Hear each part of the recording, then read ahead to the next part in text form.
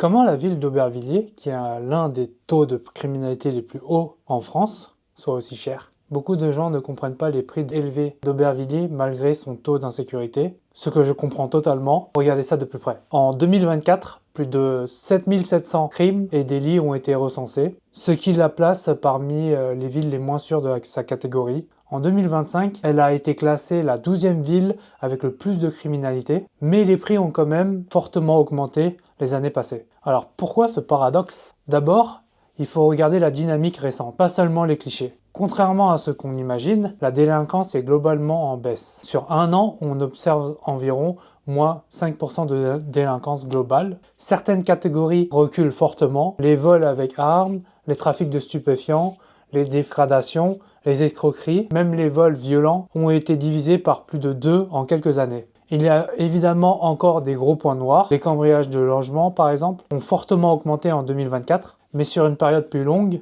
sur à peu près 8 ans, ils restent en baisse. En clair, Aubervilliers reste une ville assez compliquée, mais la tendance ne se dégrade pas et au contraire, elle s'améliore. Maintenant, parlons immobilier. Si les prix sont élevés, ce n'est pas justement grâce au niveau de sécurité, c'est à cause de la localisation et des transports, parce que Aubervilliers est collé directement à Paris. Vous pouvez littéralement y aller à pied. Métro, RER, les futures lignes du Grand Paris, proximité immédiate du Paris Nord. Et pour beaucoup d'actifs, c'est devenu une alternative directe à tous les logements muraux. Résultat, la demande a augmenté au fil des années, beaucoup plus vite que l'offre ne pouvait répondre, surtout dans certains quartiers qui sont en pleine transformation. Mais il y a un point qui reste embêtant, et il faut en parler franchement. La taxe foncière est élevée parce que les prix de l'immobilier restent encore relativement bas par rapport à Paris et que la ville doit financer beaucoup de services publics, de sécurité et d'infrastructures. Et c'est un arbitrage classique. Des prix d'achat qui sont encore abordables, ça donne des fiscalités locales beaucoup plus lourdes. Et pourtant, malgré ça, Aubervilliers continue d'attirer constamment des investisseurs. Parce que c'est une ville en transformation et que les quartiers évoluent, les profils d'habitants changent, les infrastructures qualifiées arrivent